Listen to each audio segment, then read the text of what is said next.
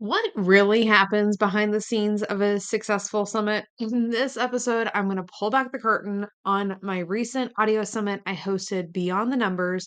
What worked, what didn't, some powerful mindset shifts that I made beforehand and along the way that maybe deemed it a success, maybe things that I would shift for next time. So if you love seeing what goes on behind the scenes, the behind the scenes and want a real look into what it looked like to run a values driven event. Or maybe you're curious what it would be like to create something like an audio summit for yourself, challenges, unexpected wins, all of those things. Then this episode is perfect for you. So let's get to it.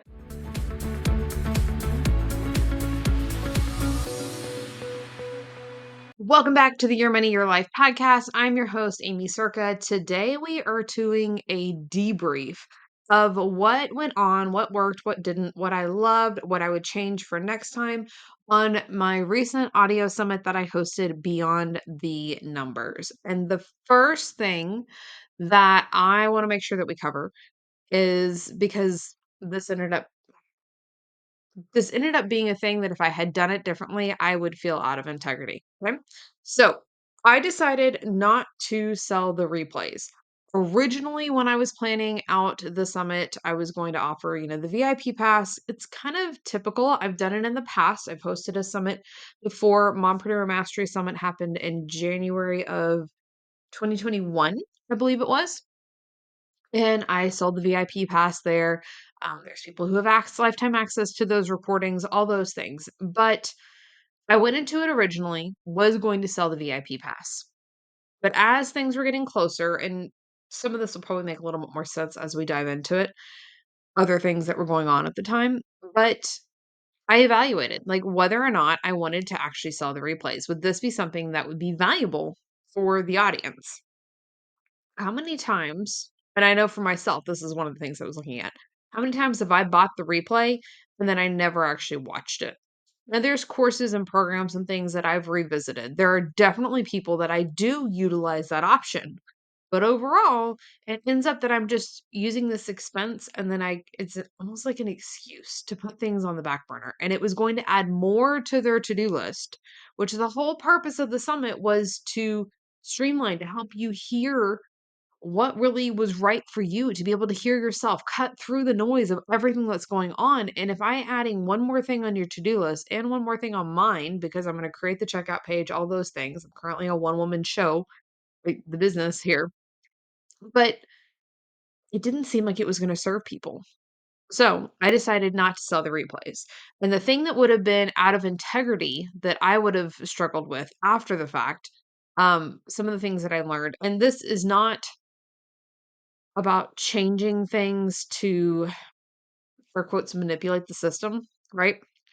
But there are ways when you host an audio summit, a lot of like we'll do events, right?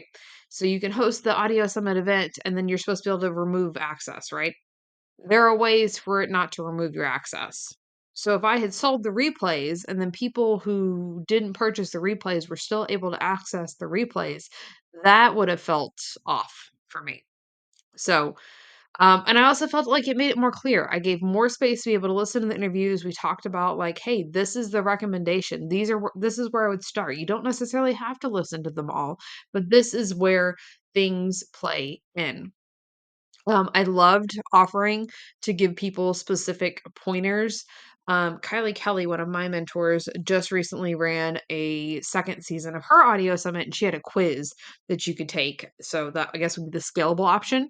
But I was really looking forward to, and I enjoyed a lot of the one-to-one conversations that I had for people who were like, "Hey, this is where I'm at. Like, which session should I prioritize? Because we are busy, right? We don't necessarily have time for all the things." So I definitely love those two things that I didn't sell the replays and then having people respond to me like, "Hey, which one? This is where I'm at. What sessions would you recommend?" I didn't feel like I gave myself enough space to be prepared. And I technically did, like, if you look at where I blocked out, like, when I started, this is the plan. I'm gonna have 2 weeks to work on this, and I'm gonna have 2 weeks to work on this. Like, it wasn't that I scrunched time there. It wasn't like I said, I'm gonna write an entire email sequence in a day and a half. So I built the space there, but then life kind of happened and then there was mindset like things that you got to work through, and we'll get to more of that here in a second. But like when those things happen, like life happened and I got food poisoning, that put me, air quotes here, behind. And then I felt all the pressure to be on the timeline. So much so that I got to the point, it was like, this is not the energy that I want to be in when I host this summit. Like, this is not, it's not good for me. It's not good for others. And I was ready to move it. Actually, I reached out to one speaker. We were getting ready to still, we were still working on finalizing it. I was like, hey, I'm moving the dates. I had already picked them out. We're going to push it back like about a month.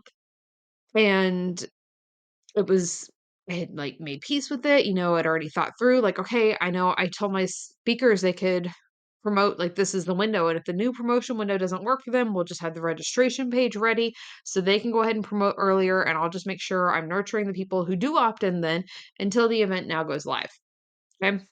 Looked for the solution. That's probably, like, a win here, because when the pressure got to be too much, I looked for the solution. I found the solution. How could this work, right?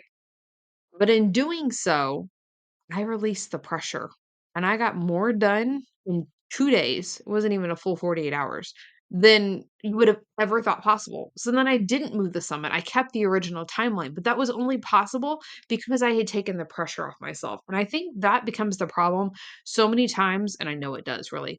We create pressure and expectations, and we're going to get more to the expectations in a little bit. This might end up being a two-part episode. Again, I've recorded this one once and, lost the audio. So, we are back. But by removing the pressure, I was able to show up in an aligned way, and that's a lot of what we talk about, like, with the mindset and energetic and knowing when to push and when not to push, because I sort of kept pushing through all of that, pushed myself through the pressure, and, hey, I've done it in the past, right? Like, that's something that I've done in the past. Like, it's just, this is what needs to get done, and I'm going to power through it. Yeah, I've done it, but the results are so much better and you don't burn yourself out, you don't stress yourself out, all of those things when you don't do that. When we learn to listen to ourselves and hear clearly, energetically, it's not that like the bad stuff's not going to show up, right? It's just how do we handle it? Okay. I did love the number of sessions. We ended up that we had about 6 sessions per day over a span of 3 days. I felt like that was a good number. It wasn't too overwhelming. We tried to keep them shorter. This did not make my list, but I had made the promise of how short the episodes were gonna be before we had recorded the episodes, and then I couldn't keep the how short I wanted them to be, which was 10 minutes or less, wasn't feasible. Just did not happen, and I wasn't going to sacrifice the quality of the emails. So then simply what I did, like emails, landing page, it's like, "Hey, this was the goal. This did not happen, but I think that you're going to love the results here." And I didn't wanna take any of the value away as we went through that. But I love the number of sessions. I'm not sure if I'm gonna keep the sales sequence the same. So, I guess part of it I will. I loved the fact that you knew what the offer was from the very beginning. It was there. It was part of the trailer even, like the welcome one that I had recorded for you. Like, you had that information there. It was mentioned, you knew what it was. There was a bonus if you purchased, like, in the beginning. But that is the way that I operate. Because I work in finances and money and energetics and mindset, and I am not going to pressure you to make that decision. I want you to know that it's time to work with me and make the decision that it's time to work with me from a clear place, trusting your gut, integrity, knowing like, hey, this is now, not out of I've got 12 hours to make this decision or the price changes, the door closes, whatever. Like, I'm not I don't rush those decisions. I wanna give you space when you know, and you can know right away. Like, that's the way that really your intuition works, and there can be a total process in learning how to do this again. But you can know, like, I can make the offer, and you can know now. Fantastic. I'm Doors are open. You can come join me inside the Unstoppable Experience. I'd love to see you there. I'd love to support you in that way. So that part I loved. The part that I might change next time is what I did. We had day 1, day 2, day 3 of, interviews, sessions dropping, and then day 4, I did a Q&A and integration session. And then it was kind of like we wrapped a bow on everything, and then I talked about the offer, this is what's available. Originally, The fast action bonus was going to expire on Friday, the following night. And it felt too fast. So I decided to extend it and that it closed when the recordings came down, which was Tuesday night at midnight. Everything came down at the same time. So next time, what I think that I'll do is kind of spread it out a little bit because and I know what I was thinking whenever we planned this out, whenever I planned this strategy, it was about like, keeping people engaged. And they were very engaged. Like that part was very successful. But again, one of my goals is to make things less overwhelming. So I extended it because I knew, like, as the host, I felt the pressure, and you have all these sessions that you want to listen to, right? Like, removing some of that pressure there. So what I think that I'll do is I'll instead of the Q&A and integration being on Thursday, I think I'll push it back, make it happen on Monday, have the recordings go down on Monday, and then truly talk about the offer. Separate them out a little bit. Again, you've got that bonus part beforehand, like, hey, if you're ready now, you're there, and there's an awareness, but giving a little bit of space, a little bit more breath so it doesn't feel rushed. Okay. Other thing, Hotjar on the opt-in page, landing page. I used to have Hotjar installed. If you do not have Hotjar installed on your opt-in pages, sales pages, those things, you should go that installed like now because it's free. You can use the free version.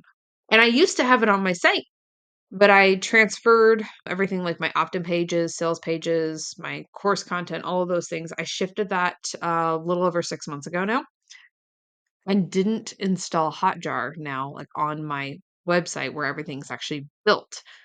So I didn't have the feedback to see how people were engaging with the opt-in page until basically registration was closed.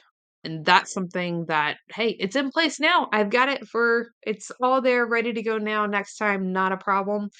But that's something that I wish that I would have thought of, remembered to do sooner. So if you're hosting an event and really any opt-in page, any sales page, this is your reminder now. If you don't have Hotjar installed, at least go install it so that it's gathering data and you can go back and look at it when you have space. But if it's not installed, you can't even like gain the data. Okay. Before we go any further, if you're loving like these behind the scenes insights, you're hearing some of the mindset and how it plays a bigger role in your financial success than you thought, then I would definitely grab my money mindset mastery checklist. Now, full disclaimer, this is going through an update right this moment. So the guide, grab it now, and then you'll get the updated version as well and the private podcast feed as soon as it's ready. But this is created to help you shift those thoughts, those habits, and really your emotions as well, the things that are quietly sabotaging your progress. So, like if you're doing all the work and it's just not working, you feel like something's missing, grab the Money Mindset Mastery Checklist, which is also going to be the Money Mindset Playbook. So that you can finally build real lasting wealth and alignment in business and those things like shift that mindset for you. It's going to be amycirca.com/mindset. Link's also going to be in the show notes for you as well. Think we're going to end up splitting this into two parts, but I want to cover one more thing because I feel like this is super powerful. So we close cart, which really the program is an open door, like doesn't do closed door programs. So the bonus ends, the promotion ended, right? And I didn't hit my revenue goal by a long shot. And if that was my goal, this would be considered a failed launch, right? By a lot of standards because, hey, you didn't make the revenue. But revenue alone wasn't the only goal. I also know that I know that I know that I know that just because it's a not right now, that doesn't mean it's a no. What if this summit was exactly what you needed to put me on the, hey, I'm going to work with Amy list and you need 6 more months. So then the 6 months you purchased, but it was because of this summit. There's that expectation piece. And we were talking about this a little bit earlier with the pressure. The expectation that it has to happen right now, that takes so many people out in business. And we have to show up differently. And yeah, we're going to hit pause here. And then We'll pick this up with a part 2 next week, and we're gonna talk about the differences between we'll kick it off talking about the differences between the receiving and the giving, and the way that we shift that energy, and some of the things that we did here that makes this so much of a success, even though I did not hit my revenue goal by a long shot. All right? So, make sure to stay tuned. We'll pick this up next week. Bye. If you're struggling with shame and guilt around your finances, whether it's debt, impulse spending, mistakes from the past, or the fact that you still haven't hit your income goal, then it's time for you to work with me. There are different levels of support and price points that you can use on the path to removing that guilt and shame so you can step into your unstoppable life.